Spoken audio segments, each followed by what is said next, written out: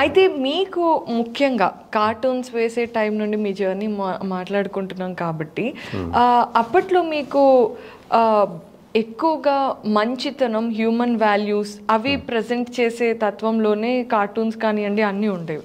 So మీకు ఆ ఊహా దృక్పథం కానివ్వండి, లేదంటే విలువలు కానివ్వండి, పుస్తకాలు చదవడం ద్వారా వచ్చిందా, లేదంటే ఎలా?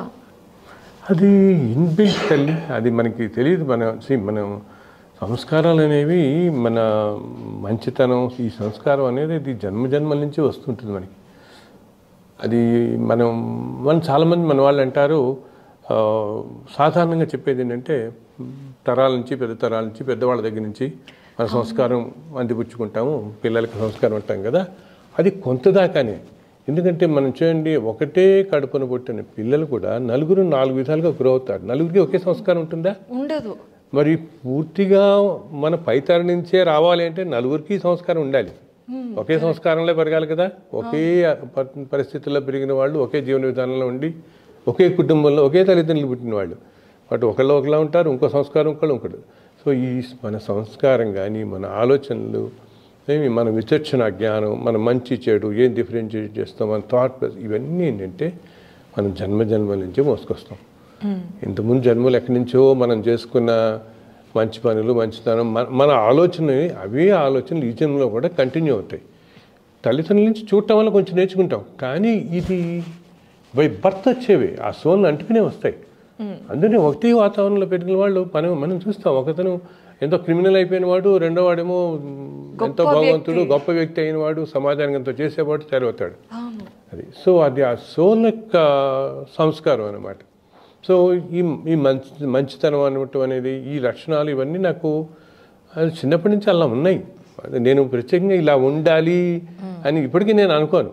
ఇలా ఉండాలి, ఇలా చేయాలి, ఇది ఓకే, దిస్ ఈజ్ గుడ్ అనేది లేదన్నమాట. ఇంకా వేరేలా ఉండడం తెలియదు అంటే మనం. అవును సార్, ఇక్కడ నాకు చాలా ప్రశ్నలు వస్తున్నాయి, ఒకదాని తర్వాత ఒకటి అడగడం కష్టంగా అనిపిస్తుంది. అయితే ముందు 2 ప్రశ్నలు వేసేస్తాను. ఇది మామూలుగా జన్మల నుండి వచ్చే సంస్కరణలు అన్నప్పుడు నేను ఒక థియరీ విన్నాను రీసెంట్గా. ఏంటి అంటే ప్రతి మనిషి ఎన్నో జన్మలలో ఎన్నో జంతువులుగా, పురుగులుగా, అన్నిటిగా పుట్టిన తర్వాత కూడా కొన్ని కోట్ల జన్మలు మానవ జన్మ ఎత్తుతాడు. కానీ ప్రతి ఒక్క వ్యక్తి నీచపు జన్మ నుండి నేర్చుకుంటూ మంచి కర్మలు చేసుకుంటూ మంచి వైపు నడుస్తాడు. అందువల్ల ఏ మనిషి ఎంత దుర్మార్గుడైనా ఏదైనా సరే మనం వాళ్ళలో భగవంతుడిని చూడాలి అని. ఇది ఎంతవరకు నిజం అనేది నాకు చిన్న. అందరిలో భగవంతుని చూడటం అనేది మనుషుల్లోనే కాదు తల్లి. ఇప్పుడు రమణ మహర్షి లాంటి వాళ్ళు ఏం చెప్తారు, ప్రతి జీవిలో భగవంతుని చూడమంటారు. మనం యాక్చువల్గా మన అలా మూలాల్లోకి వెళ్ళిపోతే ఆత్మ అంటేనే భగవంతుడు. అవును. ఓకే, అసలు ఆత్మ స్వరూపం, సోల్ అనేది అన్ని ప్రతి క్రియేచర్లో ఉంటుంది ఆత్మ అనేది కదా. సో మనం ఏంటంటే అన్నిటి జన్మల్లోకి మానవ జన్మ ఎంతో విశిష్టమైంది. ఎందుకంటే మానవ జన్మలోనే మనకు భగవంతుడు ఆ విచక్షణ జ్ఞానం ఇస్తాడు, ఇది మంచి, ఇది చెడు అనేది. అదే కదా. వేరే ఈ యానిమల్ వరల్డ్లో ఉన్న వాటికి తెలియదు కదా వాటికి. సార్, కానీ మీకు అనిపించట్లేదా ఈ మధ్యకాలంలో, అంటే చాలామంది కోపం రావచ్చు నేను ఇలా అంటే, విచక్షణ జ్ఞానం అనేది కొంతమంది మనుషుల్లో కంటే జంతువుల్లో ఎక్కువగా చూస్తున్నావేమో అని? అంటే ఇవన్నీ కాలంతో జరిగే మార్పులు అనమాట. కాలంలో సంవత్సరాల తర్వాత గడుస్తున్న కొద్దీ ఏంటంటే మనుషులు అధర్మంగా ప్రవర్తించడం, బేసిక్ వాల్యూస్ ఇవిలో కోల్పోవటం కానీ, ఇది ఒక సైకిల్ తల్లి. ప్రతి యుగంలోనూ ఈ సైకిల్ ఇట్లా ఉంటూనే ఉంటుంది. ఒక 400-500 సంవత్సరాలు. ఇప్పుడు మనం అంటాం కదే, మన వాళ్ళందరూ అంటారు మా చిన్నప్పుడు కాలం బాగుండేది అంటారు. మనం పాత సినిమాల్లో చూస్తే 1950s ఒక ఆయన అంటుంటాడు, కాలం చాలా మారింది నాయన అని. అప్పుడు అంటుంటాడు 1950లో అప్పటికే కాలం మారింది నాయన అంటుంటాడు ఆయన. ఇప్పుడు సో ఇంకేమనుకుంటాడు. సో ఇది ఒక 100 సంవత్సరాల క్రితానికి అప్పుడుండే ధర్మం కానీ, అప్పుడుండే వాల్యూస్ కానీ ఇప్పుడు మనకి బాగా తగ్గిపోయాయి. ఇది ఒక న్యాచురల్ సైకిలే అనమాట. మామూలుగా ఒక 500 yearsకి ఒకసారి ఈ మార్పులు వస్తూ ఉంటాయి, మళ్ళీ మనుషుల్లో మంచితనం వస్తూ ఉంటుంది. సో మీరు అన్నది ఇందాక అన్నట్టు ఈ భగవతత్వం అనేది అందరిలో ఉంటుంది, మనం అది గ్రహించాం అంతే. మనం సో మనం ఎన్ని జన్మల నుంచి ఈ సంస్కారంలో ఇలా మోసుకొస్తుంటాం, దాని ప్రకారం వెళ్ళిపోతుంటాడు మనిషి. కానీ ప్రతి మనిషిలో భగవంతుని మనం చూడగలమే నేర్చుకోవాలి. అవును. అయితే ఇక్కడ ఒక ధర్మబద్ధమైన ఒక సందేహం ఎప్పటి నుంచో నాకుంది, మీరు సరైన మనిషి కాబట్టి నేను అడగాలనుకుంటున్నాను. ఏంటి అంటే ఇప్పుడు చాలా మంది మీరు అన్నట్టుగా మంచి వాళ్ళు ఉంటారు, చెడ్డ వాళ్ళు ఉంటారు. కొన్నిసార్లు మంచి వాళ్ళు ఏ తప్పు చేయకపోయినా అన్యాయంగా ఒకరి వల్ల బాధపడతారు, వాళ్ళ జీవితంలో ఎన్నో కోల్పోతారు.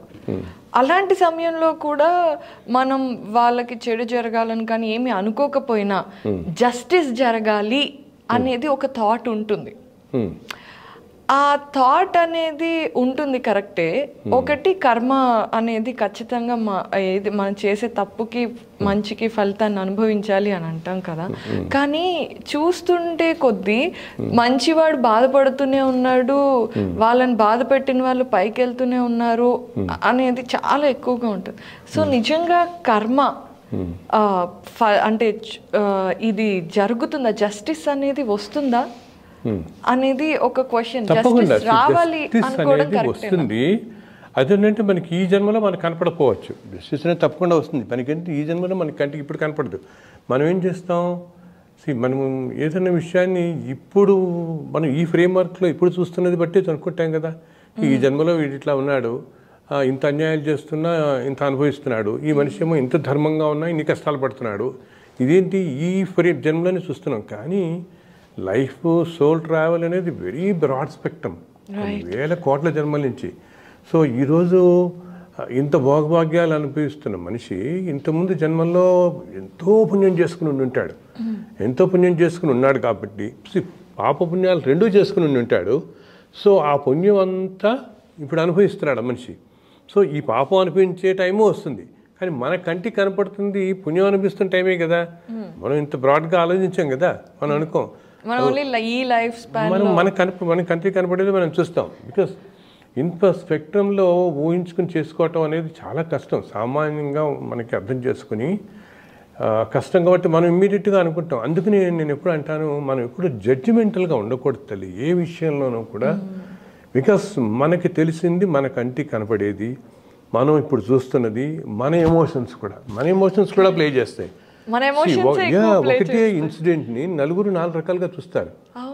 ఓకే, మనం ఒకలాగా ఎమోషన్ వస్తుంది, ఇంకో ఇప్పుడు ఎందుకు మన అన్నయ్యో తమ్ముడో ఉంటాడు అనుకుందాం, వాళ్ళతో కూడా మీకు 10 ఏళ్ళప్పుడు ఒకలా ఎమోషన్ వస్తుంది, 20 ఏళ్ళకి ఒకలా వస్తుంది, 40 ఏళ్ళకి ఒకలా వస్తుంది, 60 ఏళ్ళకి వస్తుంది. ఈ కాలంతో పాటు ఎమోషన్స్ మారుతుంటాయి కదా.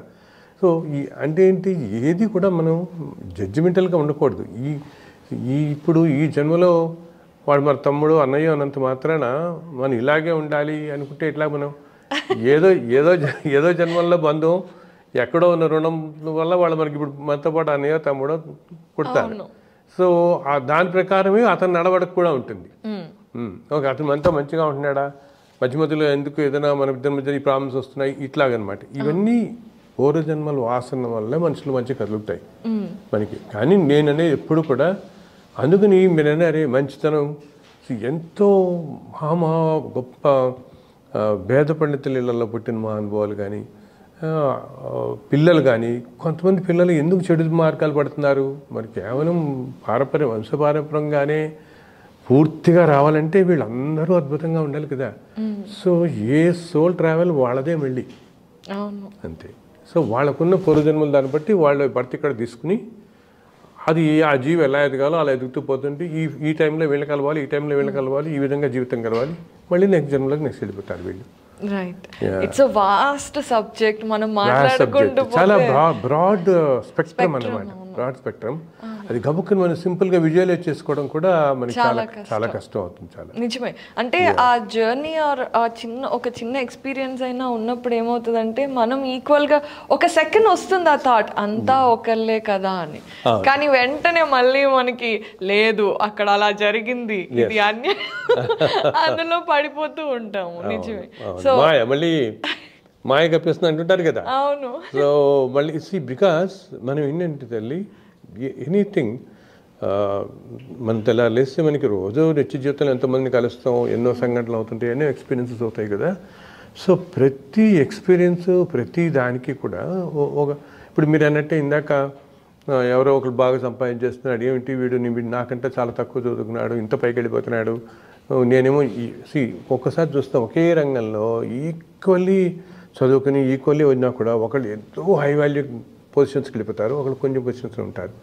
వీటన్నిటినీ మనం ఏంటంటే మనం చూసే ప్రతి సంఘటనని కూడా మన చిన్నప్పటి నుంచి మనం ఎలా పెరిగాము, మనకి ఎటువంటి సంఘటనలు ఎదురయ్యాయి, మనం ఏం చదువుకున్నాము, మన గురువులు, మన చుట్టుపక్కల సమాజంలో మనం చూసినవన్నీ ఇవి మన ఇన్ఫ్లుయెన్స్ చేసి మనం ఏ సంఘటన మనం ఆ రోజు ఫేస్ చేసినా ఈ ఫ్రేమ్వర్క్ లోపలే మనం will just fix in to that, దాంతోనే ఆలోచిస్తాం. Beyond logic. ఓకే, ఇప్పుడు ఎవరో చాలా మంచి వాడితో కూడా మనకి ఏదైనా ఆ రోజు ఏదైనా అరవటం ఏదో జరిగింది అనుకోండి, ఏదైనా ఎందుకు ఇలా అయ్యింది అని చెప్పేసి బియాండ్ లాజిక్ ఆలోచించాం. ఏమో దీనికి ఏదైనా పూర్వజన్మలో ఏదో కారణం ఉందేమో, మనకి ఇతను నేను ఇంత చక్కగా ఉన్నా ఇతను నన్ను ఇంకా విసుకుంటున్నాడు, నాతో ఇంత ఇది రావట్లేదంటే ఏదో జన్మలో ఏదో బంధం ఉంటుంది. ఆ బ్రాడ్ ఫిలాసఫీ రావాలి మనుషులకి.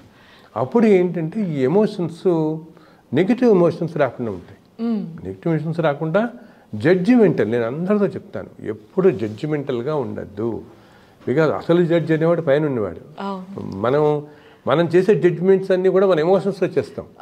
మన ఆలోచనలు, మన ఫిక్స్డ్ నోషన్స్, మనకు ఆ వ్యక్తి మీద, ఆ సంఘటనల మీద, అప్పుడు జరిగిన ఈవెంట్స్ మీద, వాటి మీద జరిగిన నోషన్స్ బట్టే మనం immediately we try to react it అనమాట. అండ్ ఆ రియాక్షన్ ఈజ్ నాట్ కరెక్ట్ అనమాట. ఇప్పుడు ఒక మనిషి అవతల మనిషి ఏమంటున్నాడు, దీన్ని మన రియాక్షన్స్ బట్టే మనం ఆల్వేస్ వీఆర్ పర్ఫెక్ట్ అని అనలేం కదా మనం ఎప్పుడు కూడా.